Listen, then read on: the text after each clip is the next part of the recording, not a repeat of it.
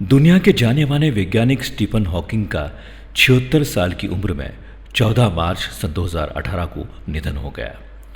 वे एक ऐसी बीमारी से पीड़ित थे जिसके चलते उनके शरीर के कई हिस्सों पर लकवा मार गया था, लेकिन इसके बावजूद उन्होंने हार नहीं मानी और विज्ञान के क्षेत्र में नई खोज जारी रखी।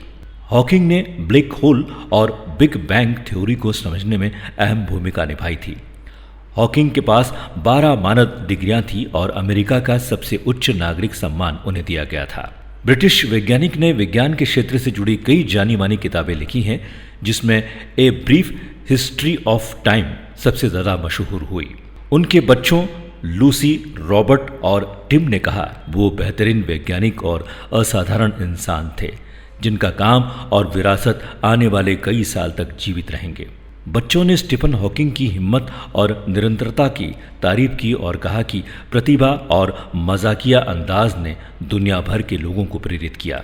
उन्होंने एक बार कहा था, जिन लोगों से आप प्यार करते हैं अगर वो नहीं हैं तो ये दुनिया फिर किसी काम की नहीं है। स्टीफन हॉकिंग की खास बातें।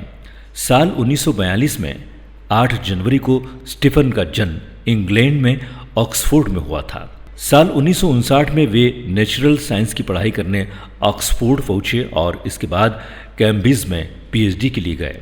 साल 1963 में पता चला कि वो मोटर न्यूरॉन बीमारी से पीड़ित हैं और ऐसा कहा गया है कि वो महज 2 साल जी पाएंगे।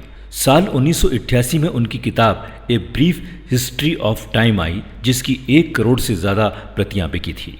साल 2014 में उनके जीवन पर द थ्योरी ऑफ एवरीथिंग बनी, जिसमें एडी रेडमैन ने हॉकिंग का किरदार अदा किया था।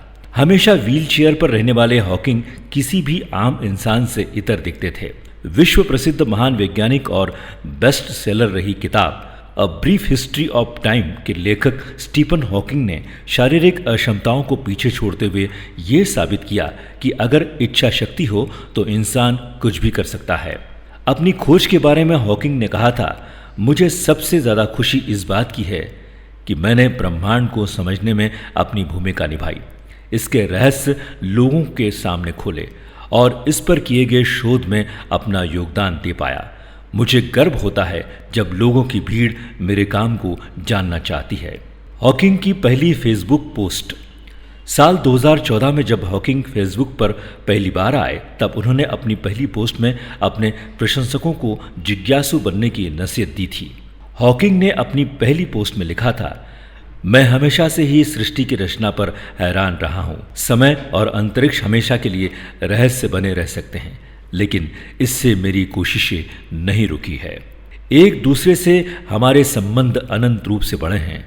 अब मेरे पास मौका है और मैं इस यात्रा को आपके साथ बांटने के लिए उत्सुक हूँ। जिज्ञासु बने। मैं जानता हूँ कि मैं हमेशा जिज्ञासु बना रहूँगा। एक श्रद्धांजलि स्टीफन हॉकिंग को।